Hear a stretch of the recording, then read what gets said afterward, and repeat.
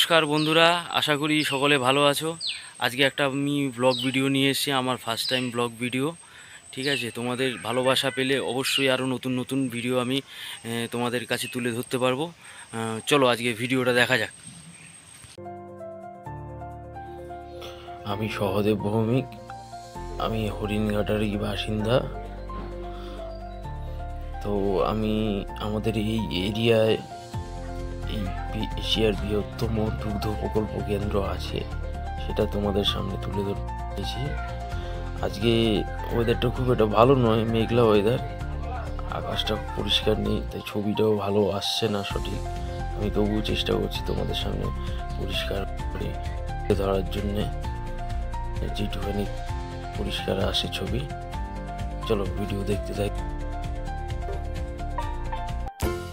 পৌঁছে গেছি ফার্মের পেছন দিকটায়। এখানে একটা দাদা বসে মাছ ধরছে, আমি দেখবো দাদা কি মাছ ধরেছে, তোমাদেরকেও দেখাবো। হাওয়াও চলছে, জল স্থির নেই, সুন্দর হাওয়া। বাহ, সুন্দর তেলাপিয়া, লাইলন টিকা ভালোই বড় আছে, এক একটা 150-200 গ্রামের মতো ওজন হবে।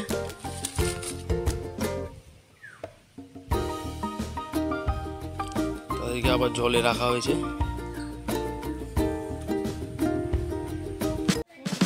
বন্ধুরা, পৌঁছে গেলাম আমি এশিয়া মহাদেশের বৃহত্তম দুগ্ধ প্রকল্প কেন্দ্র।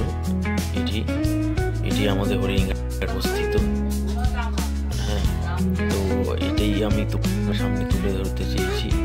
এই যে পুরনো সব ভগ্নাংশ পড়ে রয়েছে, পুরনো জিপ গাড়ি, আর ছোটোবেলা থেকেই দেখে আসছি, আর এখনও সেটা ওরকমভাবেই এখনও সেগুলো পড়ে রয়েছে। আর এখন ঘাস জঙ্গল ভর্তি হয়ে গেছে।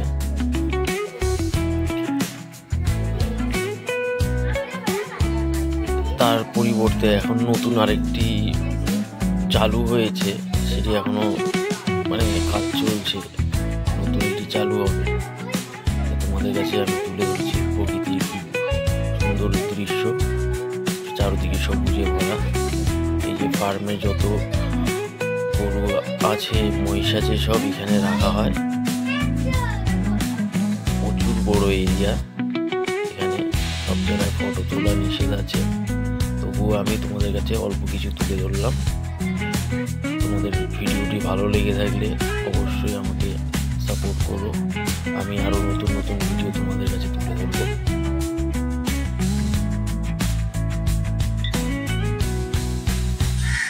কত সুন্দর!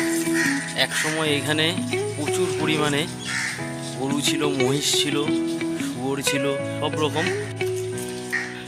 তোমাদেরকে দেখাচ্ছি। আর ওই দিকটা ছিল, ওইদিকে আরও ছিল, ওইদিকটা এখন জঙ্গল হয়ে গেছে, পুরো গাছপালা। এখান থেকে দুধগুলো নিয়ে পরিশোধন করা হয়, প্যাকেটিং করে। আশা করি ভিডিওটা সকলের ভালো লাগবে, আর ভালো লাগলে কমেন্ট করে জানিও। আরও নতুন নতুন ভিডিও নিয়ে আসবো উৎসাহ পেলে। ধন্যবাদ।